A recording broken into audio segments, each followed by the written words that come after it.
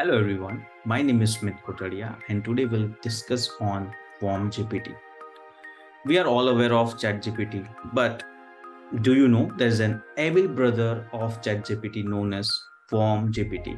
That sounds creepy, right?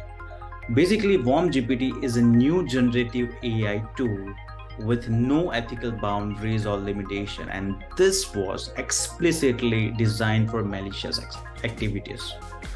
This generates a very convincing phishing emails, malicious codes, and other cybercrime content which can fool users as well as machine.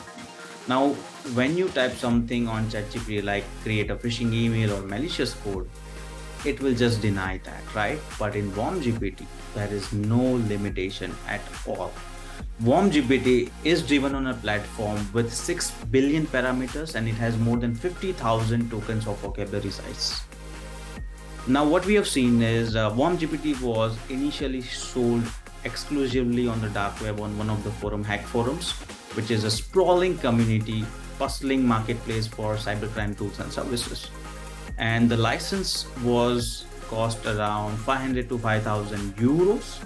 And it has basically two versions, version 1 and version 2. Version 2 was having more capabilities. One of the researchers, what they did was they asked WormGPT to create a deceptive email which was aimed to convince an account manager for a fraudulent invoice. And the result and the email which was generated by WormGPT was not only interesting but very, very creative.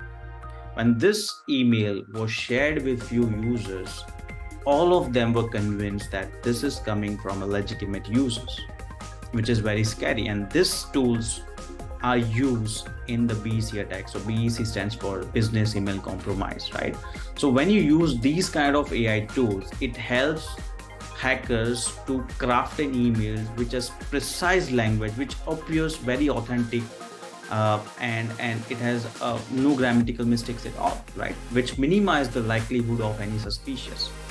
We have also seen in the dark web there attackers were suggesting the users to how to create this kind of email, where they suggested that when you create an email, create in native language, translate that into English, and then use these kind of tool to make it more polished and more approachable, right?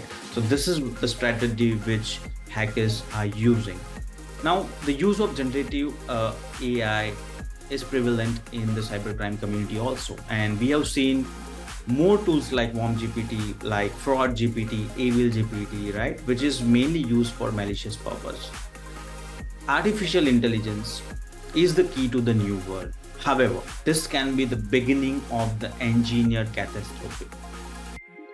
We humans are responsible for our own safety, right? So AI has limitless possibility, but there must be some boundaries which needs to be followed. Thank you.